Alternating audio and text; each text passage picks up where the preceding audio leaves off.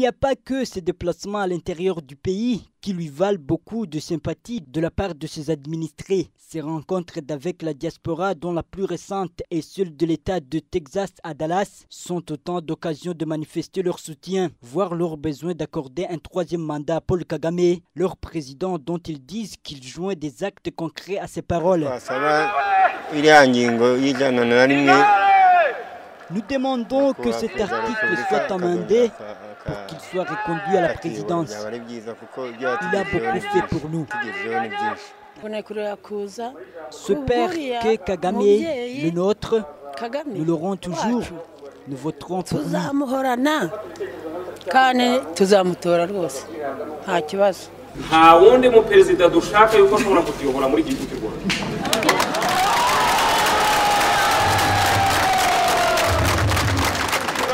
Nous ne voulons pas d'un autre président. Nous voulons Paul Kagame. Nous n'en avons jamais eu de pareil.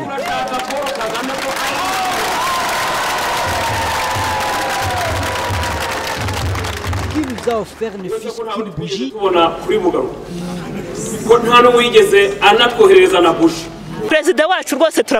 Notre président, nous y croyons. C'est un père. Que Dieu le bénisse. Il doit faire campagne. Et nous les lirons. Il résoudra davantage nos problèmes. Tout projet de candidature ne saurait se passer de la Constitution. Et sur cette question, il est très clair en son article 101. Je cite.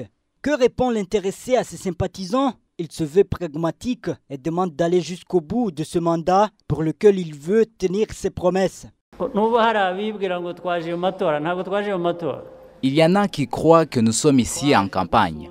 Eh bien, ce n'est pas le cas. Plutôt que de parler de 2017, je suis ici pour parler de la période de 2010 à 2015. 2017, ce sera pour plus tard. Je vois que vous n'êtes pas d'accord, mais... C'est bien.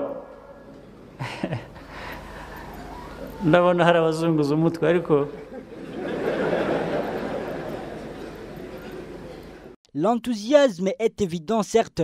Mais dire qu'il est unanime ne serait pas vrai. Des voix qui disent non à ce troisième mandat existent bel et bien. Seul un référendum populaire pourrait départager les pour et les contre.